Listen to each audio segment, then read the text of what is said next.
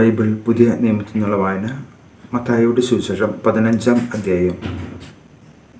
അനന്തരം ജെറുസലേമിൽ നിന്ന് ഫരിസേയരും നിയമജ്ഞരും യേശുവിൻ്റെ അടുത്ത് വന്ന് പറഞ്ഞു, നിന്റെ ശിഷ്യന്മാർ പൂർവികരുടെ പാരമ്പര്യം ലംഘിക്കുന്നത് എന്തുകൊണ്ട്? ഭക്ഷണം കഴിക്കുന്നതിന് മുമ്പ് അവർ കൈ കഴുകുന്നില്ലല്ലോ. അവൻ മറുപടി പറഞ്ഞു, നിങ്ങളുടെ പാരമ്പര്യത്തിൻ്റെ പേരിൽ നിങ്ങൾ ദൈവത്തിൻ്റെ പ്രമാണം ലംഘിക്കുന്നത് എന്തുകൊണ്ട്? പിതാവിനെയും മാതാവിനെയും ബഹുമാനിക്കുക. പിതാവിനെയോ മാതാവിനെയോ അധിക്ഷേപിക്കുന്നവൻ മരിക്കണം എന്ന് ദൈവം കൽപ്പിച്ചിരിക്കുന്നു. എന്നാൽ നിങ്ങൾ പറയുന്നു, ആരെങ്കിലും തൻ്റെ പിതാവിനോടോ മാതാവിനോടോ എന്നിൽ നിന്ന് നിങ്ങൾക്ക് ലഭിക്കേണ്ടത് വഴിപാടായി നൽകിക്കഴിഞ്ഞു എന്ന് പറഞ്ഞാൽ പിന്നെ അവൻ അവരെ സംരക്ഷിക്കേണ്ടതില്ല എന്ന്.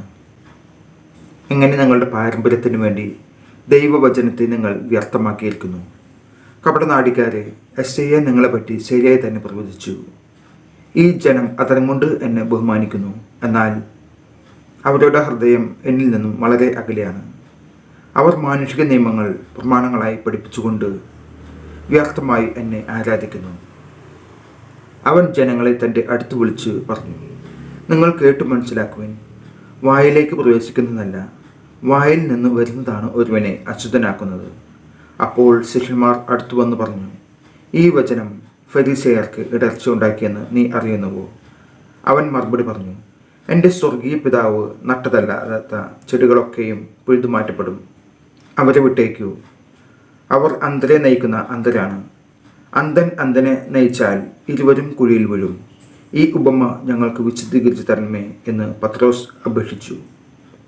അവൻ ചോദിച്ചു, നിങ്ങൾ ഇപ്പോഴും ഗ്രഹണശക്തിയില്ലാത്തവരാണോ? വായിൽ പ്രവേശിക്കുന്നവ ഉദരത്തിലേക്ക് പോകുന്നെന്നും അവിടെ നിന്ന് അത് വിസർജിക്കപ്പെടുന്നെന്നും നിങ്ങൾ ഗ്രഹിക്കുന്നില്ലേ?